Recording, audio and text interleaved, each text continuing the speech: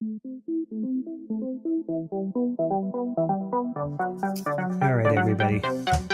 In 3, 2. What the heck is sports talk for the medium fan? Well, we mostly know who's won and lost, and sometimes we even remember that one guy's name. I hope that's good enough for you, because this is Sports Wednesday.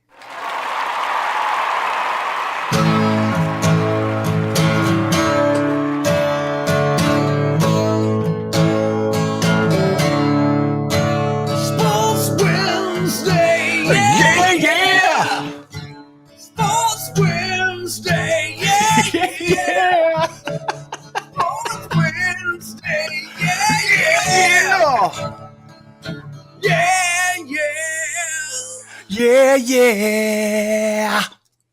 Well, we tried something new there. We were going to jump in on the singing with Maestro. I'm going to give it a solid D. Yes, I didn't incorporate that. I might laugh. Yeah, it's tough. It's tough enough recording a podcast with 3 people remotely where we can't see each other. But I think once with singing's involved, it just goes downhill fast. Yeah, that was a slippery slope. I was thinking you guys would just do the yeah. That's what I was doing, right? Yeah, that's what I was doing too. It's just Coach was doing them at a different time than I was. Oh, hello everybody. This is Sports Wednesday. I'm your host, Pete Brown, the big man on campus. Joining me from his dedicated David Blatt shrine room where he's been glumly lighting candles and searching for his faith, it's the coach, basketball legend Matt Longley. How are you, Coach? I'm doing good. Very good. You sound a little tired tonight. Is that true? Oh, I think I'd be more. I'm not real tired. I'm just worn out. There's a difference. Yeah, I guess. Yeah, those yes take it out of you. They do. And from the Hake House basement where he laid the plank vinyl flooring all by himself, it's the maestro, Brian Hake. How are you, Hake? Fabulous. Very good. So I just want to let everybody know we're recording on a Monday night this week because of Coach's very busy concert-going schedule. So we normally record late Tuesday night so that this is super fresh Wednesday morning, but I think the Coach is going to see Cyndi Lauper on Tuesday night. And they just want to have fun. You're going to Cyndi Lauper again on Wednesday night, is that right? Yeah, double. She's going to do that one album that she did that was really good. Then she's going to play the other one she did that was really good from start to finish. It's going to be epic. Okay, go ahead and tell me the real names of the people you're seeing again. I'm going to see a band called The Sword on Tuesday, and then on Wednesday it's Fu Manchu. Fu Manchu. I have no response to that. That's okay. Okay. Well, very good. And the other note is our last episode at 96 minutes set a new record. So we're trying to thin it down tonight. We're going to try and get back to that 45-minute sweet spot that we believe the best sports podcast should hit. Now, I don't want to add more time, but Pete, have you listened back to your first intro to Sports Wednesday and how long you said? We thought it would be 20 minutes. 20 minutes. We've gone over a little that. You know, we could do 20 minutes of sports talk, but that leaves no room for humor. And frankly, the 70 minutes of humor is what people tune in for. Oh, no, I like the way we went. Yeah, let's get into it here on Act 1. We're going to touch base on the NBA playoffs. Now, Golden State and Houston are playing game 1 as we speak. It is tied at halftime at 56.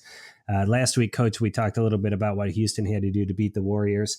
I just have a feeling that whoever wins this game, like if Houston doesn't win this first game, I think they're just not going to win the series. You think they've got to win both at home?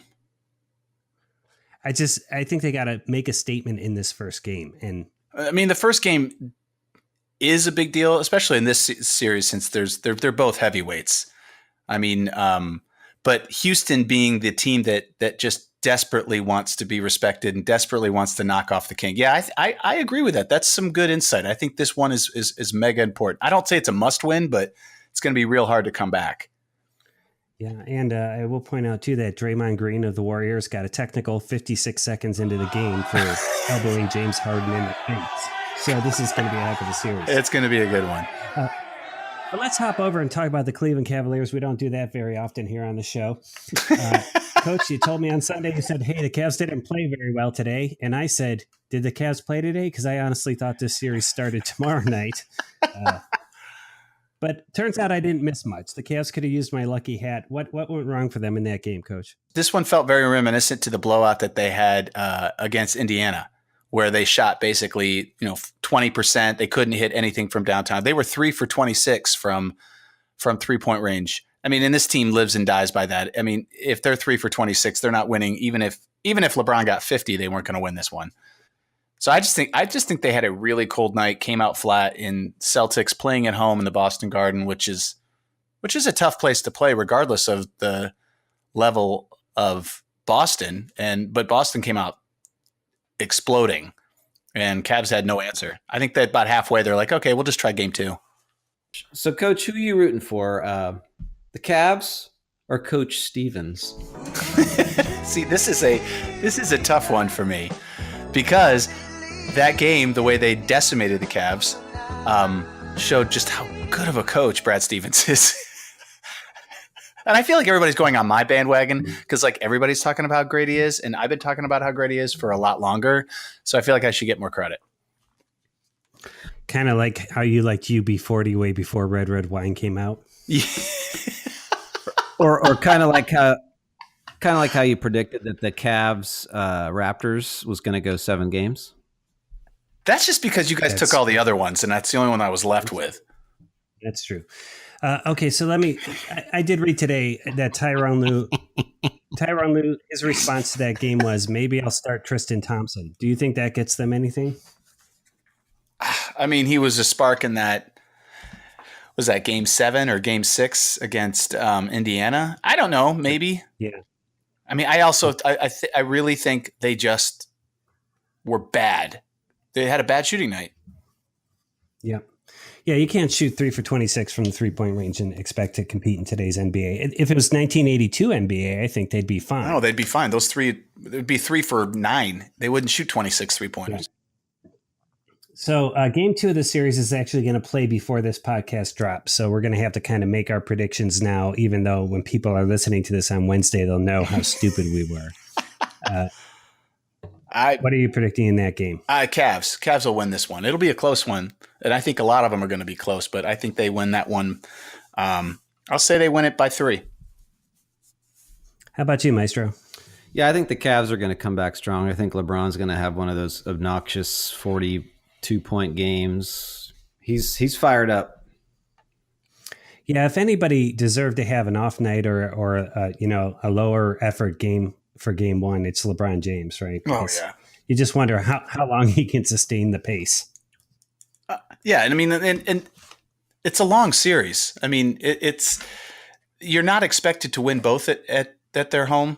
You just got to win one of them. And usually that first game, it's filled with so much emotion. The Celtics came out. They want to prove they deserve to be there. Good, they got their game, but they'll lose the second one. All right, well, very good. So hopefully by the time you're listening to this, Sports Wednesday fans, the Cavs and the Celtics will be knotted at 1. Now, if they come out of Boston down 2-0, Coach. Ooh, that's a lot of pressure. Change your prediction of the Cavs coming out of the East? No, I think they'll still come out. I just still think they can. I don't think the Celtics can handle LeBron James in a 7-game series. I just don't. He's a motivated man. Maestro, so if the Cavs are down 2-0, you think they can still pull out the series? They got to get into that final somehow. Yeah, they sure do. We've been calling it for months. So, all right. Well, that's our NBA playoff update. Luckily, there's fewer series to talk about, so they only took 9 minutes. You might notice we usually do a Hoopsters commercial with our first commercial, but I think from now through the summer, we're going to dedicate our first commercial break to telling you guys about the Pelotonia. That is a bike ride that raises funds for the James Cancer Center here in Columbus, Ohio. It's been going on since 2011. It's a fantastic event. There's about 5,000 riders, and you commit to raise a certain amount of money. So the 3 of us are riding this year, 45-mile ride. So we each have to commit to raise $1,500. And if we don't, they charge the balance on our credit cards. So there's a little bit of desperation there if you're coming up short on your donations. Now, Maestro has generously allowed me to ask him 1 cancer question per episode. It's always so generous. So, Maestro, all I really had this week was, are you looking forward to the Pelotonia? Oh yeah, it's one of my favorite events of the year by far. It's so well done. The organization, the logistics, everything. It's a great ride. I love it. Can I ask you a question? For sure. Who do you like to ride better with, me or Pete? Dun, dun, dun, dun, dun, dun, dun, dun, dun. I like riding with both of you guys. I know. I have a question for you guys, though. Yes. So my oldest son is 15 this year. I think you're eligible to ride as a 14-year-old, and he kind of wants to ride with us. What do you guys think? If he's up, he's up. Let's do it. Yeah, absolutely. I think he's going to cut your donor base in half, but that'll be your problem. Yeah, that's a tough one. That's a tough one. Because my son asked that too, and I said, "Ooh, can I see your list?" And Maestro, Grandpa. are you going to have the party after the event again? It depends. Are you guys going to come? Yeah, of course we're going to come. I'm just trying to get you on the record saying it's on. Oh yeah, it's always on, unless people are like, it's kind of lame. Yeah, no, it's different. I look forward to it all summer. Okay, well, that's Pelotonia. I'm going to put on the homepage at sportswednesday.com some links to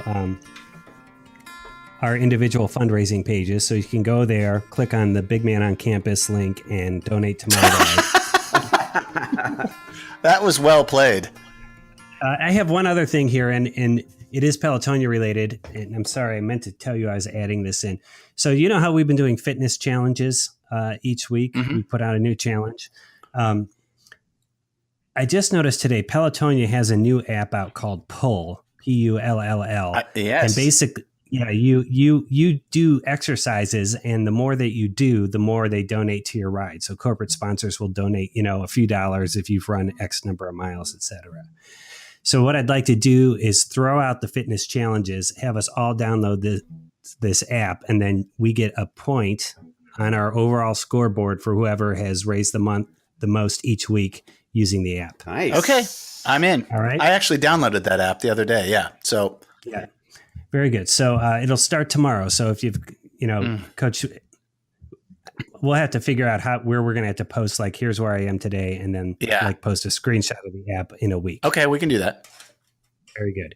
I think that's going to be much more incentive than just the shame of being on the podcast saying I didn't do my jumping jacks. I didn't do my jumping jacks. That's right. All right. Let's save all the shame for the fantasy baseball, shall we? Oh, yes. Okay. I'm all right. Sharpening Well, up. that brings us into Act 2. Could we have an Irish intro? Is this Act 2, not Act 3? Because I screwed that up last time. That's right. It is Act 2. Okay. Are you ready? Yep. Okay. Get ready for Act 2. Looks like we're going to do a little football. Not American football, but the real kind that you use your feet with. Get ready for Act 2. That's right. I have been wanting to talk about soccer for a while. This will be our first real official soccer. Last week we talked about defunct Major League Soccer teams. I want to talk about Major League Soccer because I did some research, and this league has been going since 1996. Right? And I remember growing up, right, every few years somebody was trying out a new pro league, and then it would fold and lose money. But it looks like MLS has pretty decent longevity. They did lose money hand over fist for their first 3 years, but now they're profitable, and actually they are outdrawing the NHL in terms of fans. What? Really? Yeah. If Wikipedia is to be believed. Well, of course it is. So what do you guys think about Major League Soccer? I've gone to a few Columbus Crew games, not as many as I'd like to, but I've always had a good time. Oh, yeah. And I'd say from once the kids were maybe 6, 7 in that age, we tried to go to one a year. Which it is a good activity to take kids to. I mean, they don't really know what's going on, but there's enough cheering and going on, and it's an easy family activity. I enjoy going to the games, but the longevity of the league, I didn't think it was going to last. God, it's this bad. I still don't think it will. I just don't think soccer works in America. Even though you just proved me wrong by saying that it's outdrawing NHL. I still just have no faith that it's just going to stick. Well, and you have to know the NHL has far more games in their season. Correct. Right? So, yes. So their average, 100 games, and Major League Soccer's maybe 20, 25 games. But what's interesting is it has a different corporate structure, right? So the league owns all of the teams, and then you have an investor who's invested in your team, you kind of function as the owner that way. But that's that in that way. And plus they do all sorts of corporate sponsorships. New York's team is the Red Bull. So they're finding money where they need it to keep going. But I think they're profitable. I don't know that they're crazy profitable, but they do have a TV contract. So I just say hats off to them. I did not realize it's been 20 plus years of Major League Soccer.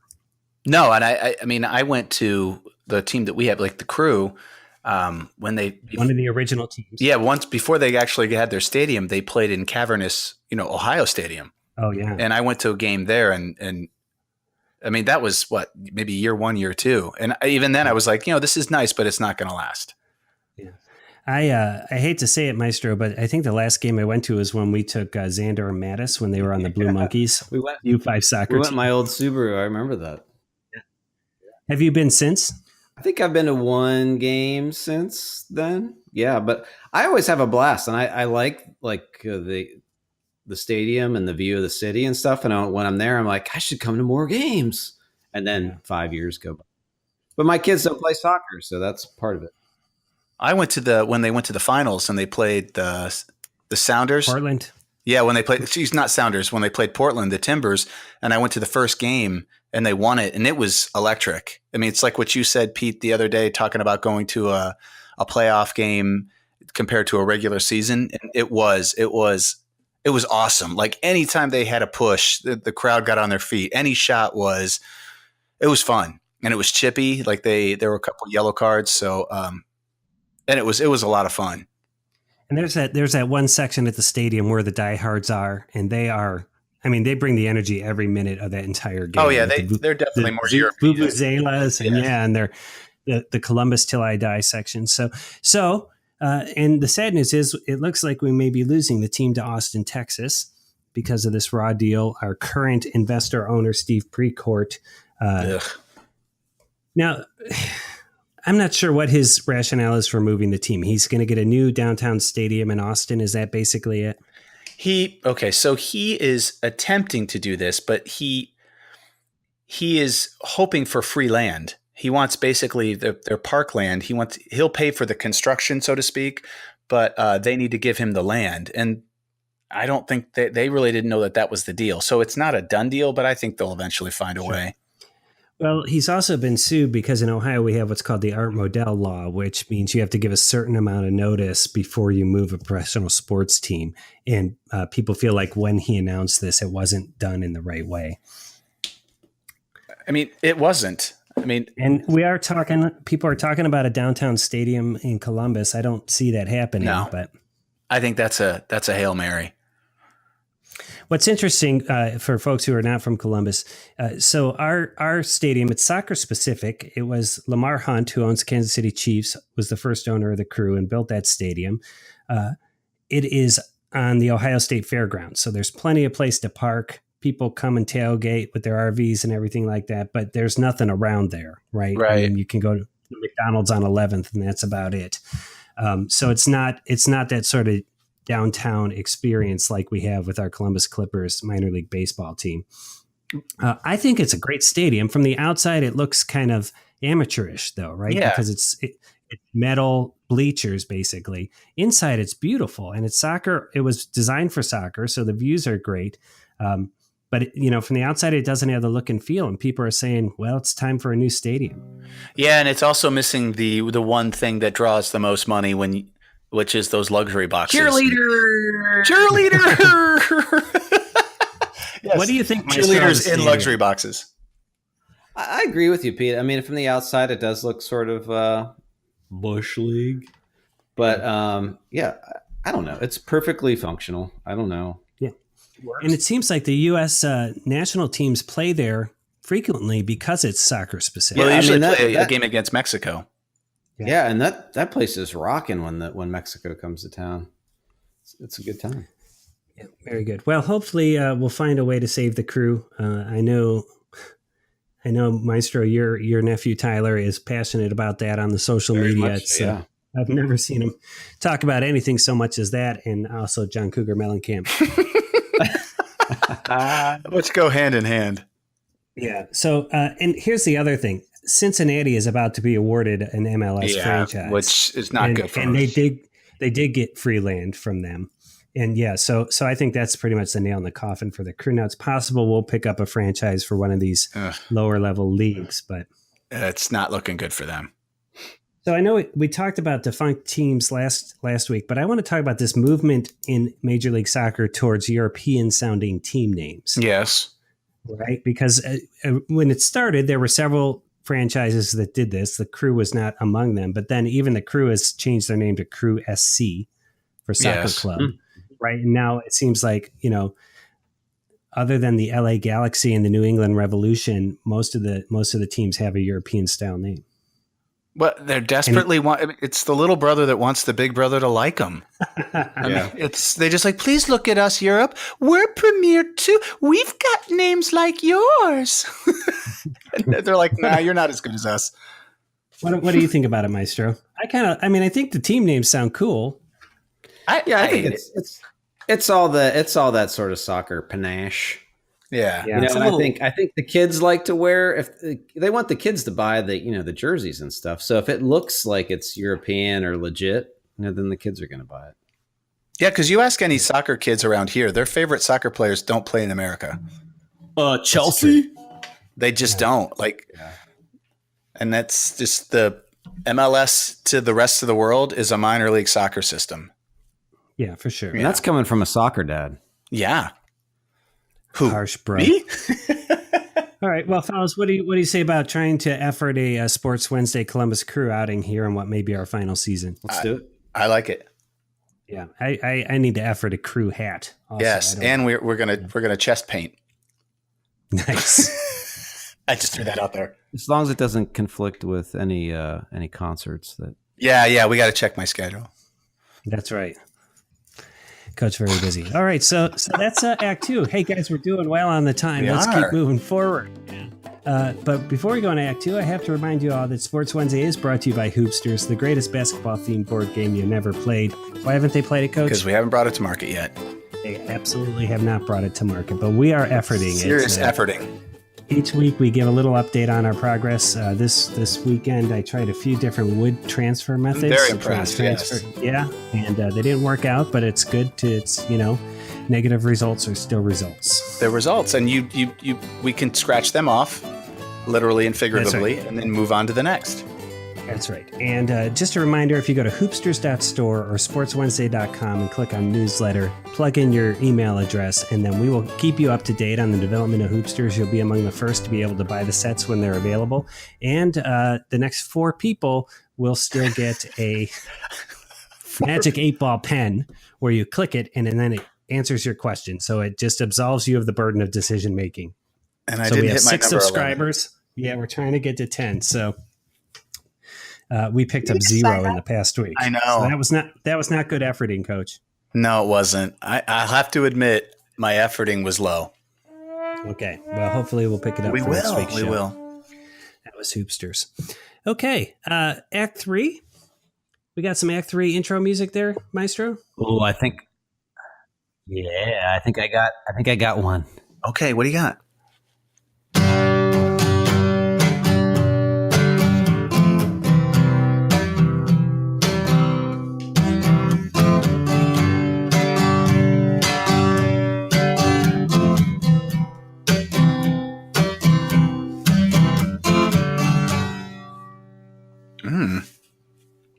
Ain't it funny how the night moves, Coach? I thought you were going to go for it. I was thinking about it. Excellent. Maestro, it's sounding great tonight, Coach by the way. Love Sugar. He's got a ticket stub on display. I do. Bob Seeger. Well, folks, if our Maestro's Cancer segment wasn't the highlight of your day, this next one certainly will be. I like to say this is the part of the podcast where you can go to the bathroom if you need to. You're not missing much when we discuss what hat are you wearing. Coach, are you wearing a hat? I'm wearing a hat. You gonna guess? And I won't say it this time. I won't ruin it. Ambush. Are you guessing an ambush hat, Maestro? Ambush. I think that's what you keep saying it for. Okay. I guess it's a Syracuse hat. Oh, neither of you are correct. It is not ambush, and it's not the Cuse. It is actually the hometown Ohio State Buckeyes. It's a hat that I purchased when they went to the Final Four in '98. I bought it before I went to watch it at a bar. So it's 20 years old. Ohio State. Who was on that team again? Scooney Penn. Scooney Penn. Yes, right. It actually didn't exist because it got Greg Oden was Greg. No, Greg Oden was not on that team. Okay. No, I'm sorry. That's the wrong one. Sorry. My Buckeye cred is faltering. Maestro, are you wearing a hat today? Oh, yeah.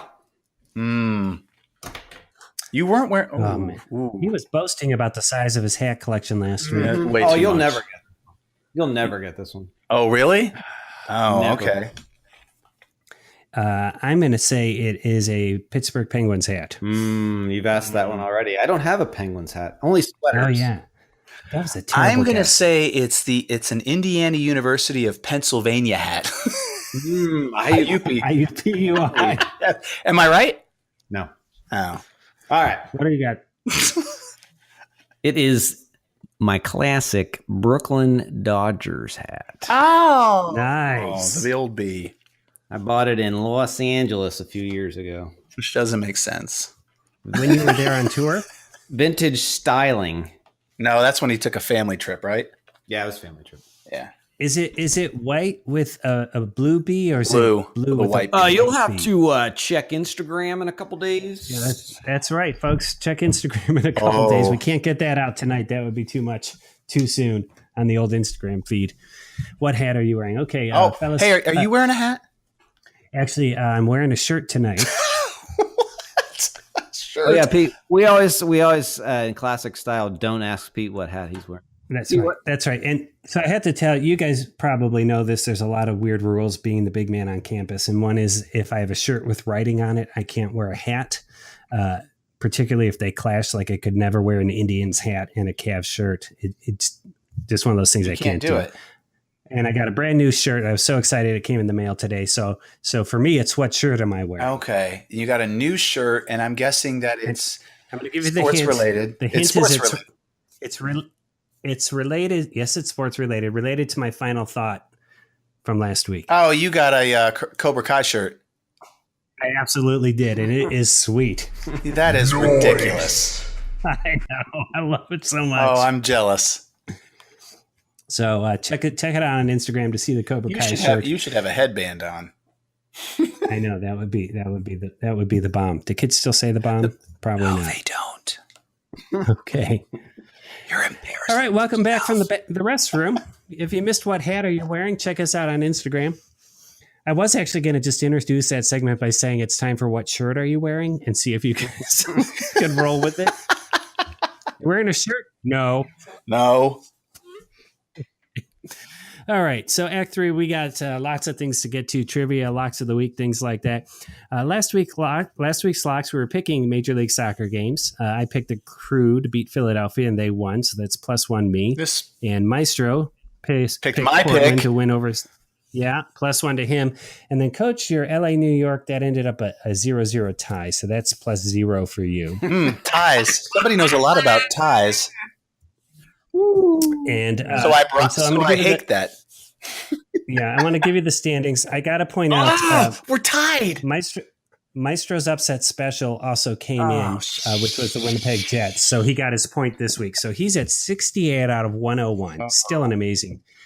And Coach and I are both at 57 of 101. So my point grab for the Kentucky Derby strategy has been working out. Yeah, I'm rooting for you, big man. That's right. Now, last week's lock was we had to pick how many wins the Yankees, who were on fire last week, would get in this week. There's one game left tomorrow night. They're playing the Nationals. They currently have 3. Oh, so come on, Yanks! They win tomorrow night. Coach and I both pick up a point, but Maestro, you are mathematically eliminated.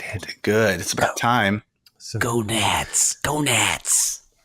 Locks of the week. Okay, so this week's lock, I thought this would be fun. It's going to be basically 1 point for the three of us competing for it. I want you to say Game 2 of the Golden State Houston Rockets series, combined points, closest to the pin wins. So not Price is Right rules. Whoever's closest gets the point. I'll let Crybaby go first. Yeah, go ahead, All right, Coach. I'm gonna say that's you. Yeah, I figured that. I'm gonna do 207 points. Okay. Peter, go ahead. I'm going to go a little higher. I'm going to say 214 points. What? Damn it, that gives me 7 points to play with. If you go anywhere between 7 and 14, so help me, Mr. Hake. 194. Going low, 194. Okay, so now if there's a tie, I don't know what we're going to do. Well, I think I we'll get the double point. down on something else. By the way, right now the Warriors are up 78-70 with 5 minutes left in the third. Okay.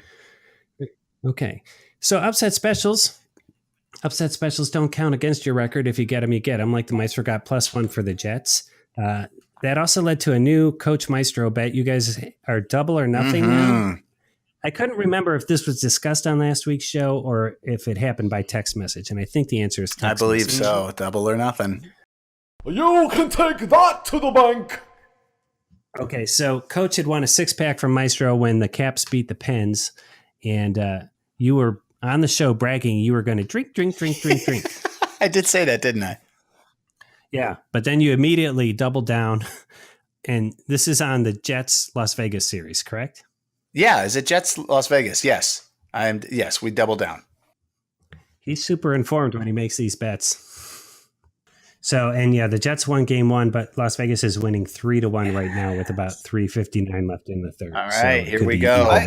Honestly, I think both of those teams, it's a win-win for me. Oh, yeah. Those stories are the best in the NHL right now as far as... oh, absolutely. I think Vegas is a great story, and Winnipeg, obviously, is a great story, too. So. Very good. Very good. Okay, so this week's upset special, we're going to move to baseball, and we're going to talk about losing teams in baseball, something I know a little bit about, and so does Coach, and certainly Maestro.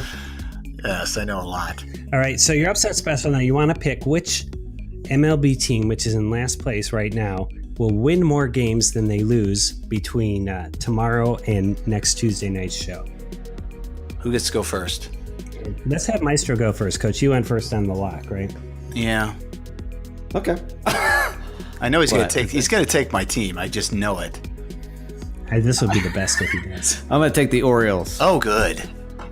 Good. He made a bad pick. That's good. Okay, the Baltimore Orioles are currently 13-28, 15 and a half games out of first. But they are on a 1-game win streak, so you got that. Ooh, I love that. You know, I put these things in the show sheet, and you think I would stop and research them at that time, and I never do. Again, you didn't. So, yes. All right, who are you picking, Coach? I'm going to take the Texas Rangers. Texas Rangers. 16-26. They are a disappointment. People thought they were going to be a little better this year than they are. Correct. That's a Pete pick. He loves his Rangers. I do like those I know. Rangers. Man, I cannot go for the Reds. I want to. I'm not. I'm going to go with the San Diego Padres. Good pick. Yeah, I was going to say 26. Maybe they'll call up Coach's minor leaguer. Oh, and he'll be the one that puts you over the edge. That'd be fantastic. Go Eric Lauer. Yeah. Anything else about baseball that you want to talk about? Man, the Yankees and Red Sox both look great this year. That's just going to be a great series every single time they meet.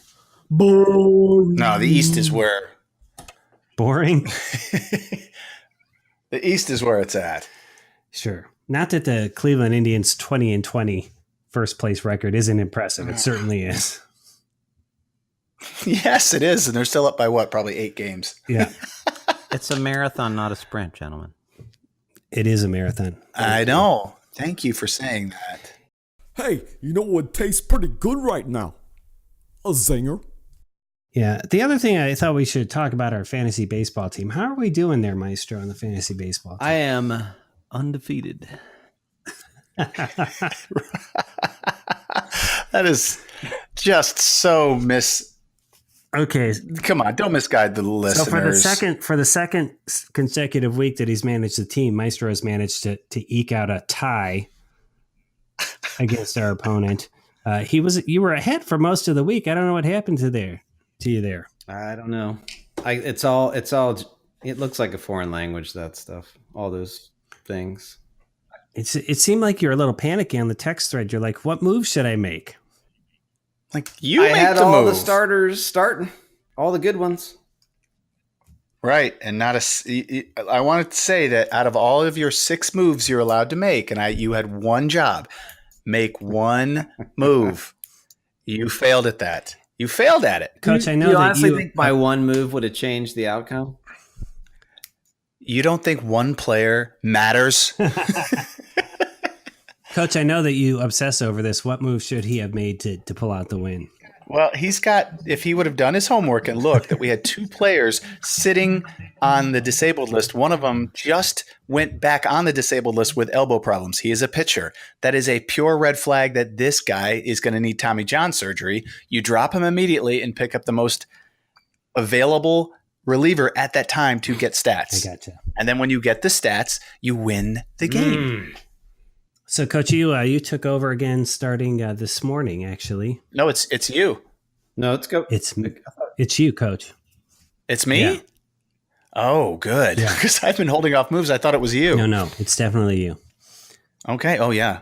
And I'm losing. That means I was holding back. I have plenty of moves to make. I'm losing by 1 now. I will say Thanks. this: if you end up losing this week, I think we're going to just let Maestro have 10 minutes just to rub it in on the next show. I will do everything possible He not will to let not that happen. let his team lose this week. Trivia. So, okay, well, it's time for trivia, and we're doing baseball trivia. Now, I wanted bad baseball trivia, by which I mean, the dubious records, the ones you don't want to hold. And also, because we're trying to keep our show a little shorter, Coach, we're not going to do name 50 of the 55 No. Gold Mine's Glove easy. winners. Okay. So much more fun that way. I know it is, and I wish we could do that every week, but we can't. So let's go ahead and hit me up with your bad baseball trivia. Okay, so most consecutive strikeouts by a player. That means in how many plate appearances is the most? Like this person, in how many plate appearances this person came up and struck out? And can you give us the era? The era is in the 60s.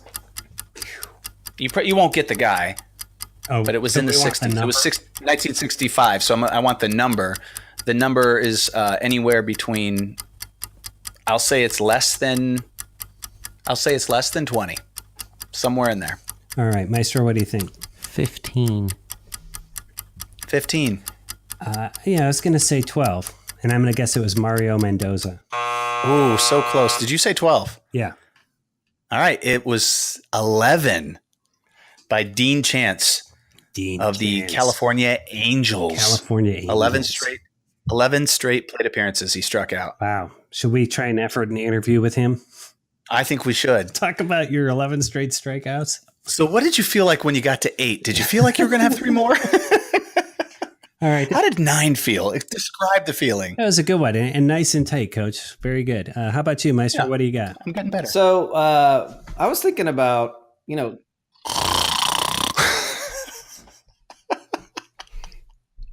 What do you got? how many picks I got? Oh, 68. All right, I'll shut up. No, I was thinking, as a pitcher, I always feel bad for those guys when they give up the big homer. So then I was thinking about, well, crap, I wonder who's given up the most grand slams. So I did a little digging there. And what's the number? You guys have a guess? Say it's less. The most grand slams in a career? Yeah. Or in a career. By a single pitcher. Ooh. By a single pitcher, I'd say in a career, I'd say he's given up 8. I'm going to say 20. 20. You got it covered. The most is his name is Kenny Rogers. Kenny Rogers. He gave up 11. 11. Yeah, guess who comes in second with 10? Nolan Ryan? Yeah. Oh. Yeah, I had to guess it was one of these long careers, right? Yeah. Yes. And Kenny did play a while. The Gambler. 89 to 08. Okay, so right now, and this isn't on the show sheet, we're going to start naming Kenny Rogers songs until we can't name any more. I'm going to start with The Gambler. You son of a bitch. Okay, that was a fun segment. Come on. Oh, Islands in the Stream. All right, Maestro. I don't know. Come Oh, I on, don't- Maestro. Coward of the County. Oh yeah. Reuben James. Lady. Didn't he sing Lady?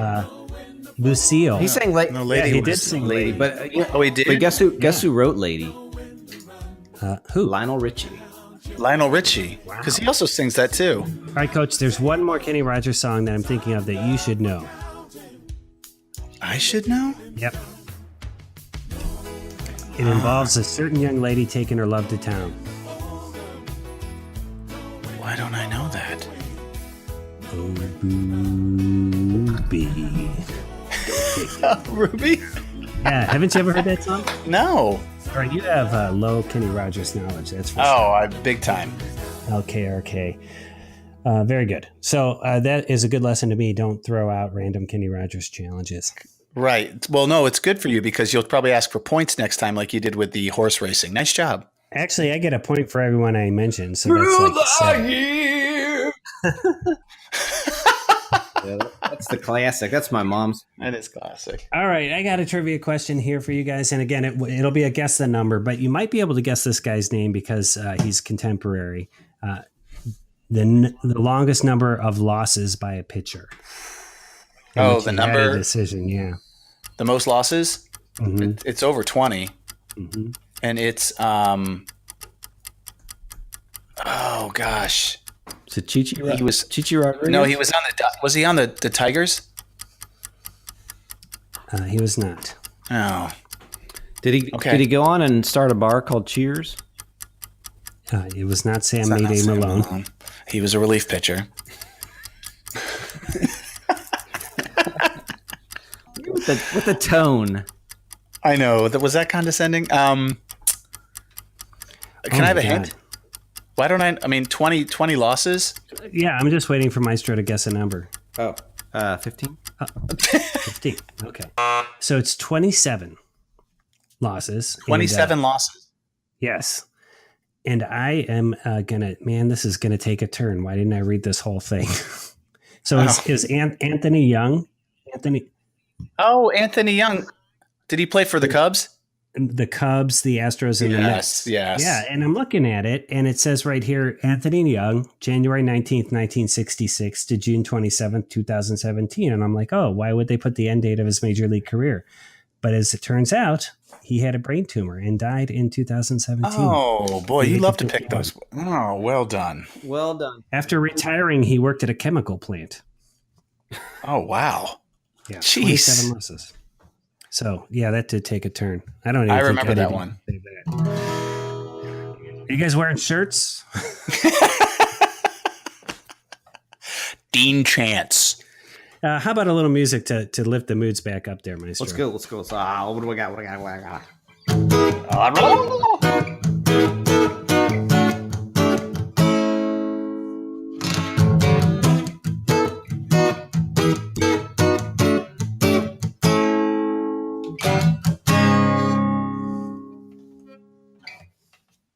Nice. Very good. All right, time for corrections. I've got a couple corrections. Anyone else have corrections they want to jump in with? No. Everybody's perfect. Except the big man on campus who last week referred to comedian Aziz Ansari, and it's Aziz Ansari. We were talking about the book Friday Night Lights, which the series was based on. It was written by H.G. Bissinger. I couldn't remember his name. And actually, once that book came out, he was no longer welcomed in Permian, Texas. Mm. And They were not happy about his it. sister is Kim Basinger. I don't think so. No. It would be weird that they spelled their last names differently. Yeah, that's all. but you have what you have. Also, last week in discussing the Caps-Pens deciding game, I said this one guy on the Caps scored this goal against the other guy on the Pens, and that won the game for them. So I did look it up. It was Yevgeny Kuznetsov who scored the game winner versus Pens goalie Matt Murray, who had otherwise had a great game. He had 28 saves, but he did not save the game Did winner. not save the game winner. So, Well, you'll have that. very good. So, and our efforting updates. Efforting are things we're trying to do to get on the show. I'm trying to get it, still trying to get an interview with Toby Hara. No luck on Twitter. You guys might notice on the invited page at sportswednesday.com, I have an open letter to Toby Hara laying out the case for why he should let us interview him. I've also been trying to communicate with a Toby Hara Jr., who, interestingly enough, is going to play football in Permian, Texas for the University of Texas Permian Basin. To see if he's related at all. But so far, just absolutely zero progress on the Toby Hara interview. I did get an answer finally from a Denver Nuggets fan. In fact, people in Denver do call the Nuggets the Nugs, and that has not changed at all because of the Nugs for Carter movement on Twitter. Okay. Nugs. Interesting. And the Twitter was, the Twitter says we are the largest Denver Nuggets fan community, but the handle is the Denver Stiffs. So I guess they're just not happy with the Nugs. Apparently not. So very good. And that brings us to, all right, Coach. So we were last week talking about what episode you should share with your mother-in-law. We did a Twitter poll, not a poll. I like pools. Yeah, and it's hard because you don't get a lot of characters when you do a Twitter poll. But we did have a tie there between Is that like any a episode stripper where you, poll? Yes. where you slam Kentucky or The base runner, right? the base running episode. That's right. So, but you have an update for us on your mother-in-law listening to the podcast. Yes. So she apparently did listen. And in a text message, she basically just said to me, to her daughter, my wife, why can't Matt just love Kentucky because of us? And Joan and Ron, if I can only say this, I do care for you. I love you, but that's a tough sell. Yeah, I think I was like, if liking Kentucky basketball is in the prenup, you just need to back away. Yeah. They got enough followers. But do you think she was? Do you think she was being funny absolutely with that? being funny about it. Yeah, pretty funny joke. Right. So that was fun, though. Yeah, that was. Hopefully, Coach's mother-in-law, if you are still listening, tweet at us, let us know funny, silly things that Coach does that we can make fun of him for on the show. And then the last thing, and I noticed this last week on ESPN.com.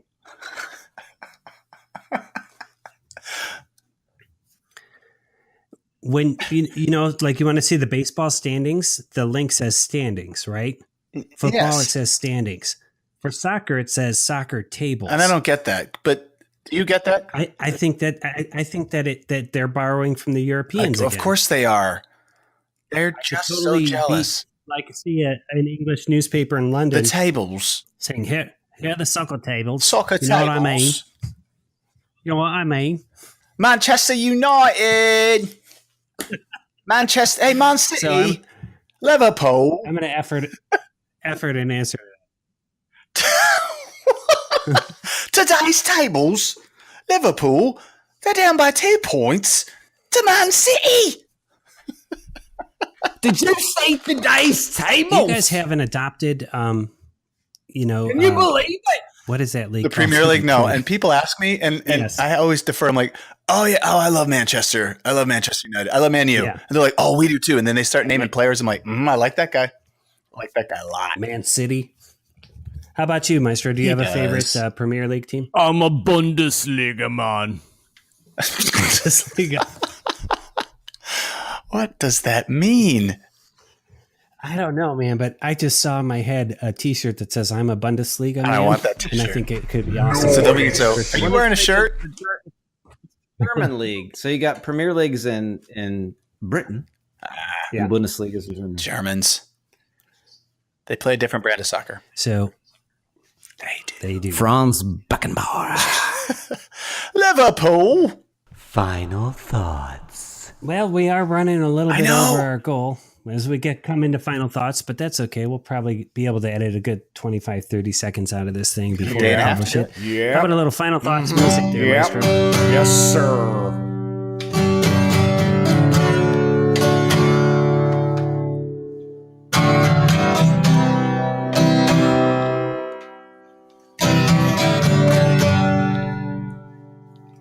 GDC, baby. Nice work. All right. How about your final thought, Maestro? I have a couple, but I'm toggling. Which route do I go? You're a toddler. I'm gonna go. Dwayne Casey. What do you guys think about that? What? Then he got canned. I mean, he had like a great record. Casey. You know, teams in the NBA would kill to have a record like that. Yeah, he lost to LeBron a couple years in a row, but do you sacrifice that? I don't know. I mean, I thought the same thing. I thought that was a little harsh, but I mean, they already had it going into the playoffs. They're like, if he doesn't get past LeBron, it's time for a change. The timing was bad, though. Coach of the year. You're fired. Yeah. That is tough because they always implode in the playoffs, right? I mean, he's like the Marty Schottenheimer. Yeah, and it just shows what you need to beat a LeBron team is more than two decent stars and nobody else. Pete, that's a bold statement. Do you have anything to back that? I mean, has he had that reputation in previous teams? Dwayne Casey? Yeah. I'm talking more just about the Raptors' constant implosion in the playoffs. I thought you were talking about because you said Marty Schottenheimer. I wasn't sure. Yeah, well, like I always thought Marty Schottenheimer was a great coach, but he just couldn't get you past the championship game. He never did. To the Super Bowl, no matter how hard he tried. Yeah. So I don't think any team in the East is going to get to the championship as long as LeBron is still playing in the East. It sure looks that way. Yeah, for sure. For sure. So if I was an NBA owner, I would snap him up, though. Oh, he'll get another job. If it's not this year, he'll sit and wait, and then next year he'll pick his job. He'll coach again. That's the NBA. They recycle everybody. And who do we think should be the front runner for the Toronto job? David Blatt. David Blatt. Blatt would be a good fit in Toronto. I think he would too. But as I'm looking here online, there's a story that says Master P says he would be perfect coach for the Raptors. He's a rapper, right? Yes. Who fancies himself a basketball player? What about somebody like, say, Becky Hammon? Who's Becky Hammon? Is she the assistant at San Antonio? Yes. Yeah. At some point, they're going to have to give a female coach a chance. Why not now? Have to give? That would be have great. to give, Matt? Not have to. Yeah, because she deserves it. I'm saying they're going to have to break down the walls of the old boys club. I didn't like and give her a chance. Oh, did it? You misread it. I'm saying you're gonna have to give it to some lady coach at some time. That is not what I said. I said, Pete, yes. You tell us in post how that sounds. I will. Well, we'll review that for sure. No, actually, Coach, I think you're okay there. But what do you think about John Calipari for the Raptors? Oh, please. We love him. Oh, Tubby Smith? Both of them. Tubby can be his assistant. Yeah. Interesting final thought there, Maestro. Good one, though, on Dwayne Casey. It did take us a minute to figure out who you're talking about, but you know what? That's medium-level sports It stuff. really is. How about you, Coach? What's your final thought? Okay, my final thought has zero to do with sports, but I was at Home Depot the other day, and it was on a Sunday. Victor Home Depot? Yes, Victor Home Depot. And I've thought this for a while. What did I get? Did you get some fertilizer? And going in on a weekend, Mulch. The clientele there, it's so different than if you walk in. I don't know if you've been into Home Depot like on a weekday, in the middle of the day, it's the contractors. They're wearing kind of the dirty pants. Their hands are dirty. They're getting things that you don't recognize. They're not buying the lawnmowers. They're buying those parts that go to something that they're building. They look like they're doing things. But then you go on a Sunday and every dude in there is walking around in their cargo shorts, and they're not alone because they're about 5 to 6 steps behind their significant other who is leading the charge. And you just know they're not going to anything cool. They're not looking at lawnmowers. They're looking at like window treatments, or they're looking at paint colors. And you're just, or like those like flats of flowers that correct. You buy that only live you know for what one you don't summer. see those two at? They're not like in the lumber section, and they're not, doing anything like that. And it's just, I'm telling you, next time go to Home Depot or Lowe's on a Sunday and just sit back and watch. It's a phenomenon. The other version of that too is the frantic dad who's got like 2 little kids. Yes. That aren't keeping up. Yep. And he's there. He's got 5 minutes to get like 6 things, and they're in opposite corners of the store. And he's like, Come on, Kevin! Keep up, come on! Kevin, Where's your sister? why is she on that pallet? God damn it. Hey, at my Home Depot, I always feel bad because it's around this point of the year where you got to buy like 30 bags of mulch to mulch Yes. your beds. And it's typically loaded by like one of my kids' teachers who has taken a job there for the summer. Thank you. I'm like, I'm so sorry, Mr. Loftman, but could you load these, please? And watch the back of my car, please. Yeah, very good. So, okay, completely non-sports related final thought there, Coach. That's okay. It's there's no guardrails Yeah, there. That's it's cool. It's cool. It's cool. It's cool. I do have a quick question. Quick. Are you cool coming out against cargo shorts? Can I plead the fifth on that one? Yeah, I'll tell you what, because the answer is yes, you're off the show. I'll tell you that. Let's say that I'm in transition when it comes to cargo shorts. but I know they're so convenient. You have extra They are pockets. convenient, but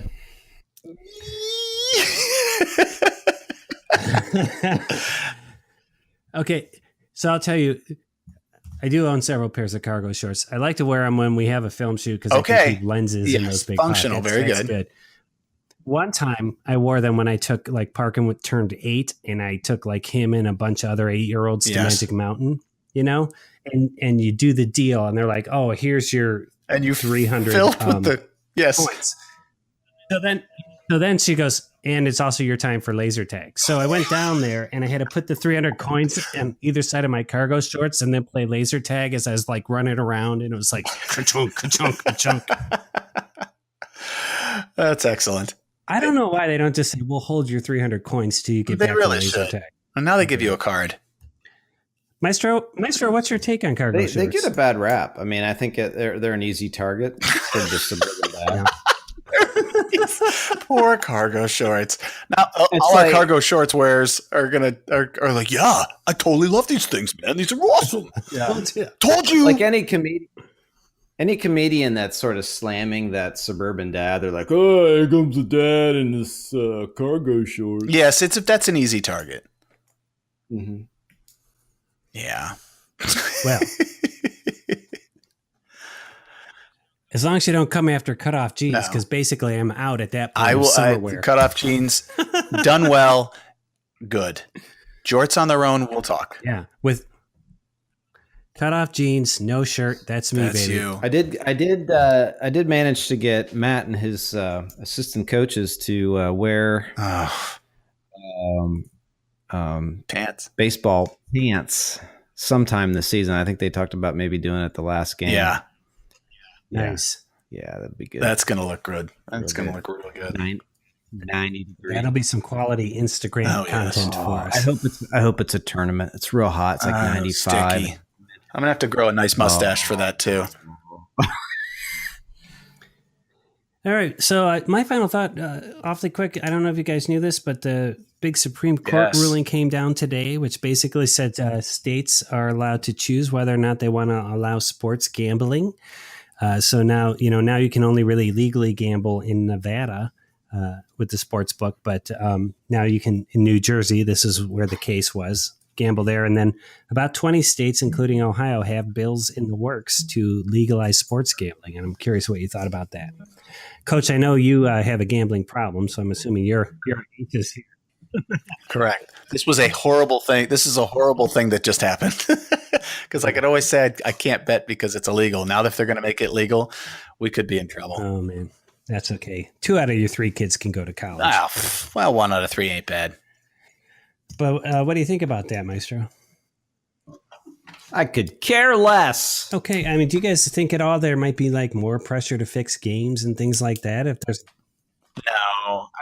I think they could do that now. There's enough sports gambling right now offshore, or you could do it now. And I heard this today on sports radio that fixing the games, the players just make way too much money that there's no incentive for some sketchy guy to come in and offer them $100,000 when they make 50 times that.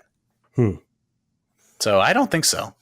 Well, it did remind me like when I'm in England, there's these sports books. They're like everywhere. It's like in every strip mall, there's a Ladbrokes or somewhere, and you just go in there, you make your bets, and you come back out. It doesn't seem too seedy or anything like that. No, and I enjoy it. It's just fun. You put one little bet and you get 2 hours to watch it. Sounds like a problem to me. No. I could totally control it. Totally control it. So I think then the one casualty of the Supreme Court ruling is guys who thought it was cool to say my bookie. Yeah. Now that bookie means, you mean the casino. Yeah. It's no longer a shady guy that who has cargo shorts on and hangs out in the mulch section at Home Depot, the little notebook. Hey man. Hey, I'm going to put 50 on the Timbers to beat the Sounders. That is that guy. You're on. All right. Anything else we got to get out? So we were shooting for 45 minutes. We're at an hour and 3 minutes. You got some time. Cut out everything that Maestro says. We'll get it down to 45. Absolutely. So anything else that we need? By the way, Warriors are up 102-91 with 6:26 left. Okay. That could be ball game. Could be ball game there. All right, Coach, you want to send us out? Yeah. So go ahead and pat your David Blatt bobblehead on the head and go to bed, because we just did an episode of Sports Wednesday on Monday.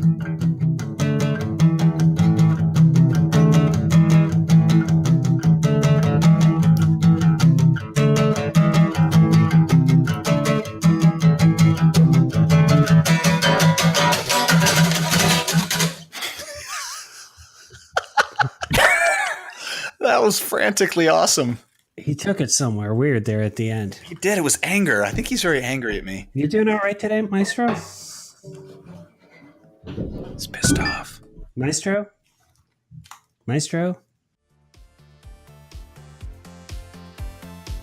Sports Wednesday is produced by Blue Monkey Communications and features basketball legend Matt Longley, the Maestro Brian Hake, and me, Pete Brown. Some music and sound effects from today's show came from the websites audionautics.com and freesound.org. Visit sportswednesday.com for complete attribution.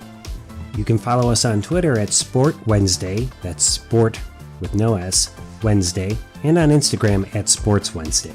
For more information about the board game Hoopsters, visit hoopsters.store, drop your email address in, and we'll keep you in the loop. Until next Wednesday, and on behalf of basketball legend Matt Longley and the Maestro Brian Hake, I'm Pete Brown, the big man on campus, saying, good times, everybody. Good times.